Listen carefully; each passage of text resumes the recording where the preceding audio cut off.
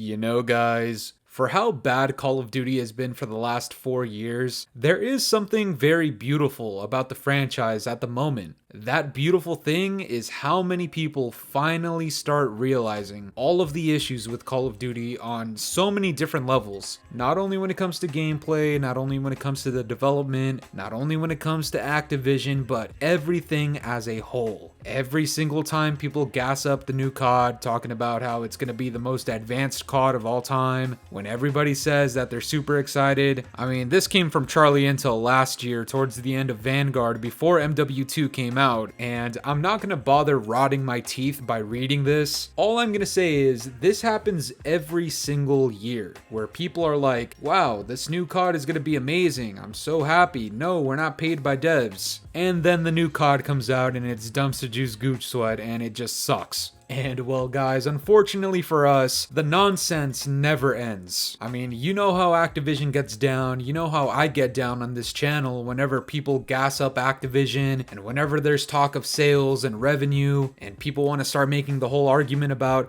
oh, well, how can Call of Duty be dead if it's the fastest selling COD of all time? And, you know, I live for these moments, guys. I mean, this is what I do best. You give me one of these weak, horrible arguments, and I make fun of you for fun and for my own enjoyment. And then YouTube cuts me a check and I get really excited about that because I found a way to not get demonetized while talking shit to the gooch lickers. And today's video is no different, guys. So we got a lot of information about Activision and revenue and sales and all the natural stuff that comes with every single Call of Duty title. And it's gonna sound a little strange at first because it's a whole lot of accolades and a lot of, I guess, accomplishments, but here we go. Coming from Charlie Intel, Activision Publishing made $1.85 billion in net revenue in Q4 of 2022, thanks to MW2 and Warzone 2. That's $694 million more than the previous year, Q4 of 2021. And this shouldn't be very surprising because Vanguard was god-awful. I mean, we saw all of the reports of it being the least selling Call of Duty since like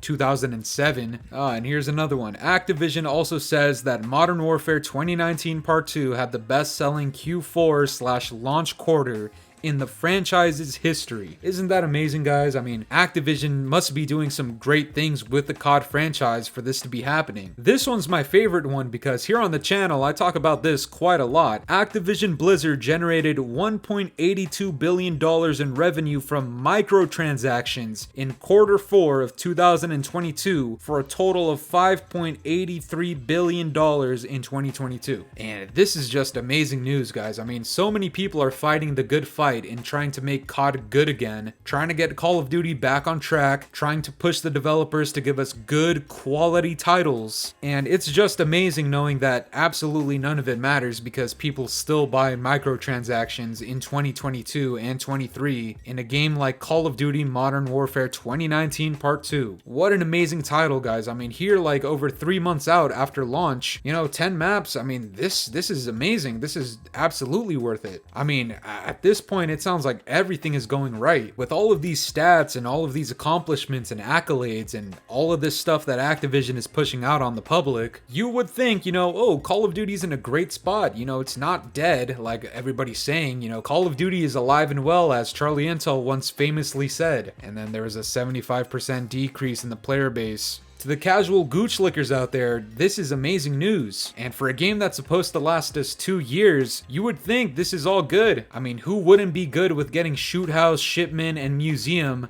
between Season 1 and 2, almost 3 to 4 months after the launch of the game? I mean, that sounds perfectly good in my opinion. If I were a gooch-licking moron, I guess that would sound good. Except, here's the problem, guys. For how successful this game was, I mean, you see Activision boasting about it, you see Charlie Intel posting about it because I don't know why he would do that unless he was trying to push this whole, oh, Call of Duty is not dead, in fact. You know, all that damage control that Charlie Intel does, yeah, it's kind of like that. But for how successful things seemingly are, why would Activision switch up on the whole Modern Warfare 2019 Part 2 is supposed to last us 2 years. This also comes from Charlie Intel. Activision says there's a full annual premium release in the Call of Duty franchise launching this fall. That sounds a little odd because I thought MW2 was supposed to be a 2-year game. And if we're supposed to be going with the whole, oh, there's an expansion pack with all the original MW2 maps in it, that doesn't really necessarily count as a full annual premium release. That would be more of DLC or an expansion pack. And as Charlie Intel points out, Bloomberg reported last year that this fall's title would be an expansion to MW2 from Sledgehammer Games, but Activision keeps calling this fall's release a full annual premium release. So there's a little bit of conflicting information here, and regardless, my whole thing here is, well, if MW2 is clearly this massive hit, this crazy sensation because, you know, it's generating billions of dollars in revenue, and apparently people can't tell the difference between a price tag and quality, why would Activision scrap this whole expansion pack thing and resort to releasing another full premium title? Guys, that doesn't really make sense. It's almost like for how successful MW2 was monetary wise, maybe there's a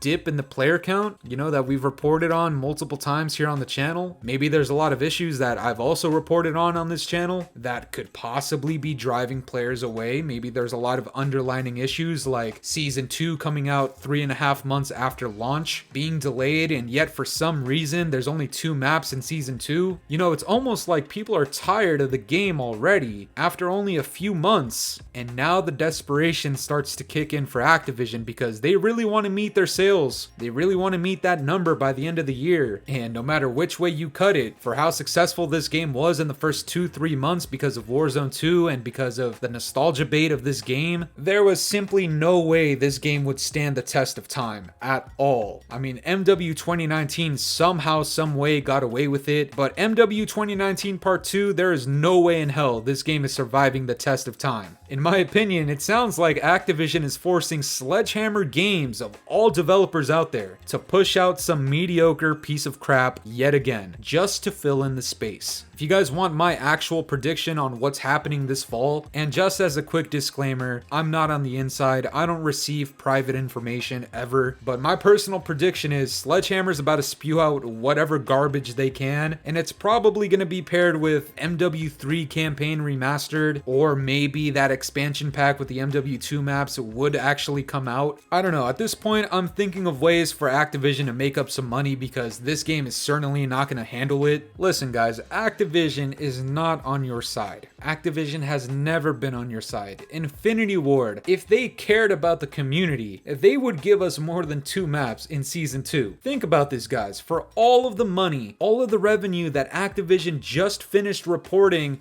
that they generated, billions and billions of dollars, don't you think that maybe some of that money should go into the production of post-launch content in this game? You know, if this game were developed by an indie company that hardly had any money to their name and they were releasing 1 or 2 maps per season, that's something I would actually understand because they're not being funded properly. But this isn't an indie development studio, guys. This is Infinity Ward, powered by Activision. Guys, they make like hundreds of thousands to millions of dollars in their sleep. They can afford to give us more than 2 maps per season.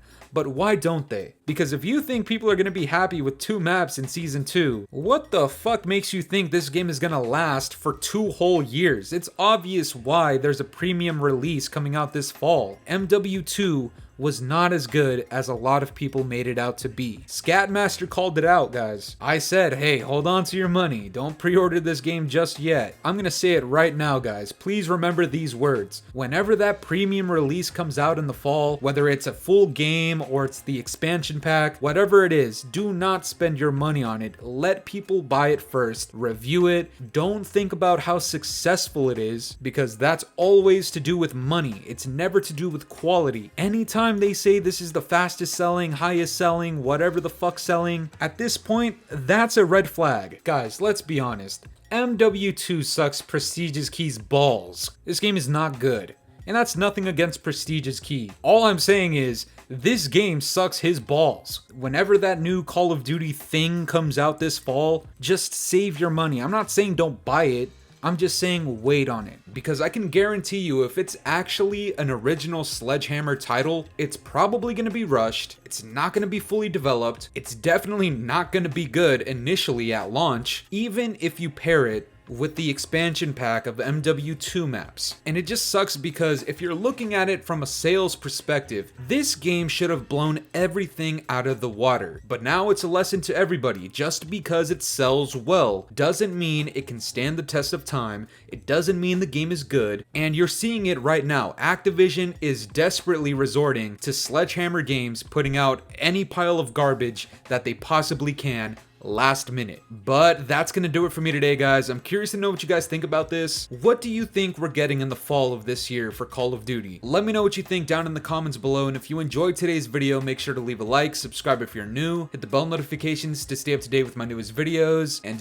yeah guys, it's been the boy Fooly. Have yourselves a good one. I'm out of here. Toodles. It's been a very long time since the weekend. It's been a very long time and I'm weak.